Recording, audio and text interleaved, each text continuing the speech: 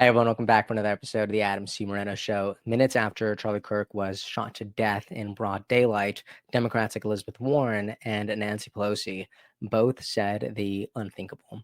A man is gone, a family is grieving, an entire country on edge, and in this moment when unity is desperately needed more than ever, the loudest Democrats spoke the unimaginable.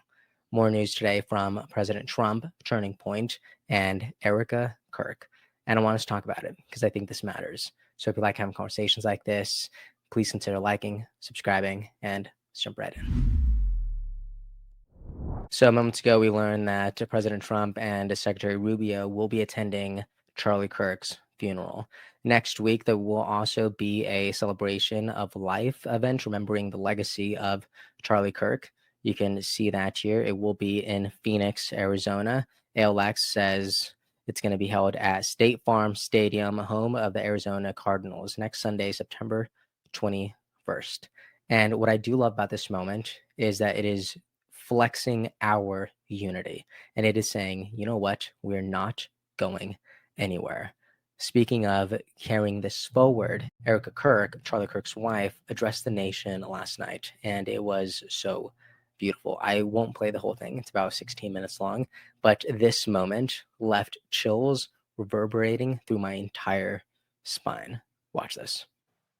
The evildoers responsible for my husband's assassination have no idea what they have done.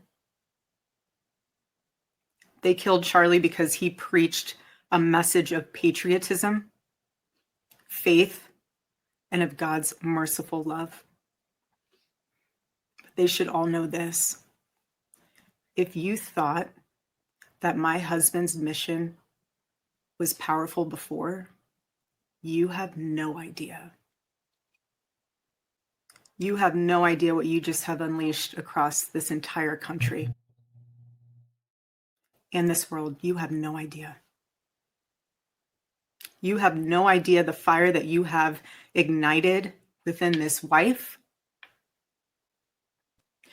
The cries of this widow will echo around the world like a battle cry.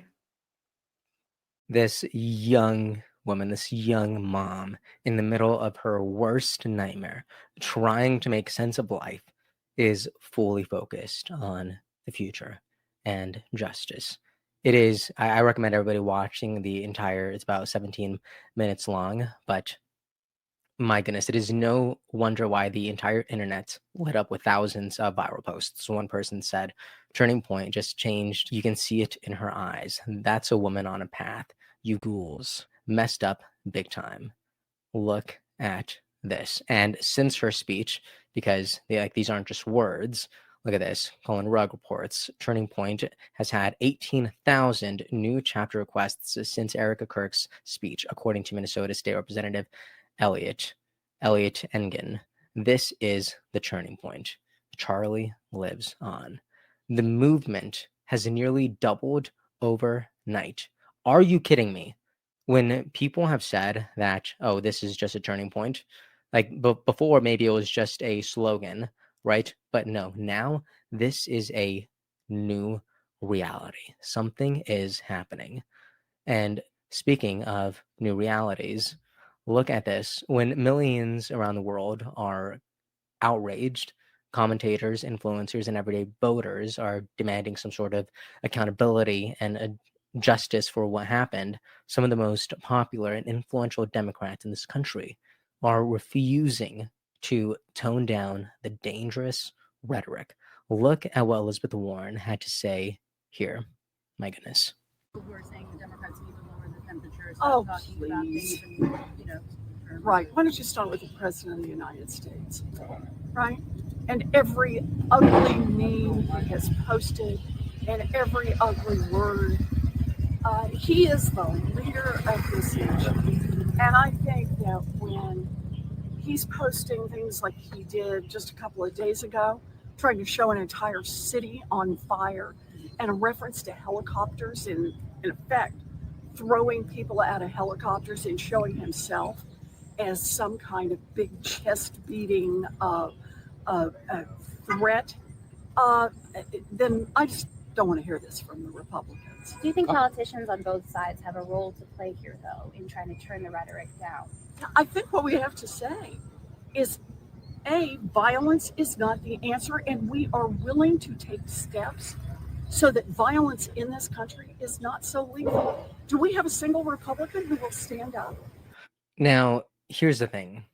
For me, the problem that I see in front of us is incredibly complicated for a combination of different reasons, which makes determining what's really responsible that much more difficult. We could talk about gun violence. We could talk about a rise in mental health struggles. We could even talk about diet and medication, social media and its algorithms that reward and incentivize hate endlessly, unfortunately. We could even talk about video games that they have been blamed to be fueling school violence. Like I've heard this years ago, and that same conversation still exists today. I'd even go further to talk about how there is a spiritual element to this. But besides that, what I'm trying to say is that this problem is so deeply layered. And I just do not think there is a single one issue with a single one solution. It is a cocktail of problems that all need real attention. But for Elizabeth Warren to stand here and have the audacity to pretend that rhetoric is not a variable to this, it is not a problem to solve, that's not valid. I'm sorry, that's just not good enough. To me, that entirely misses the mark, especially minutes after this went down, for you to have audacity to say that. Pretending the problem doesn't exist makes it worse. I hope you know that, Senator Warren. And here is Nancy Pelosi essentially saying the problem doesn't exist, echoing from the very root of this crisis. Look at this. People don't have any intention of saying something that's going to lead to something dangerous, but we cannot take responsibility for the minds that are out there and how they hear it. Other Democrats. What? We can't take responsibility for our words? Are you kidding me? This isn't leadership. This is a shrug. In one of the darkest weeks this country has seen recently, and when America needs unity the most, this is the type of leadership that we get from some of the most powerful and influential Democrat elected leaders in this country. Are you kidding me?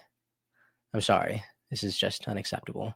But that's just what I think. I'd love to know what you think about all this in the comment section. From Erica Kirk, absolutely leaving a bone-chilling address to the nation last night, to Elizabeth Warren saying that we do not have a problem, to Nancy Pelosi echoing that same lack of empathy.